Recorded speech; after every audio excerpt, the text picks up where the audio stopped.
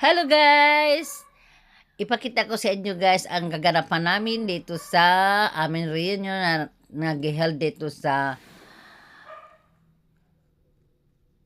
resort.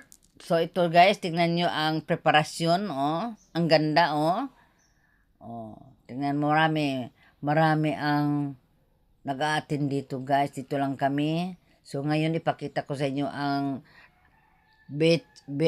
Villar Bench Resort dito sa Hubgan. Ang ganda naman guys, oh.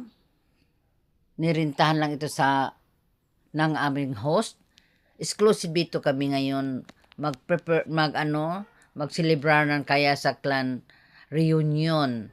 So ito na guys ang mga preparasyon.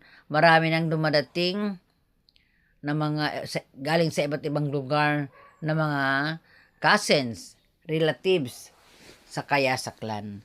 Tingnan nyo guys, oh. 'Di ba ang ganda? Oh, malawak na ito na space. Medyo may kamahalan pero okay naman ang sitwasyon, okay naman ang place nila. Yan na guys, so tingnan mo, marami ang mga pamilya ng Kayasa. Sa asawa ko ito guys, na mga kaparentihan, mga kapamilya nila, ito na reunion. Nandito kami, dinala ko yung mga anak ko para naman makilala nila ang mga anak ko. Siyempre, bahala na wala ng asawa ko, basta pakita ko yung mga anak ko para sila ng mga kaparentihan nila. Ito guys, oh, tingnan mo. Busy ang aming sekretary.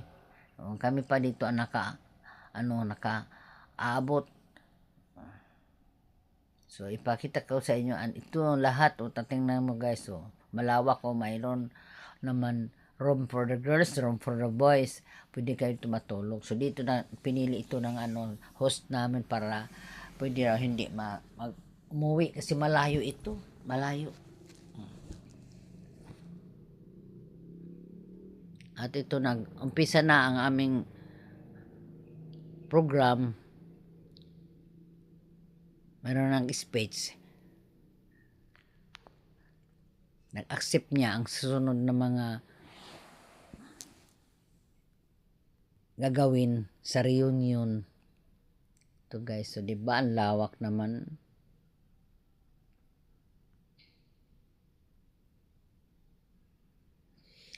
Maganda, masagana, mabuti ang panahon, walang ulan.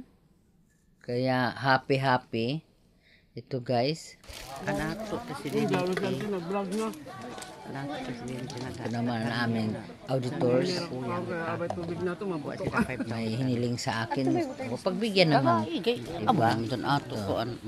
Pagka bukas ito guys, nangaligo kami. Malapit kasi sa dagat. Resort nga. Tingnan nyo guys, ibang saya. Ang ganda naman. Kuan. Against the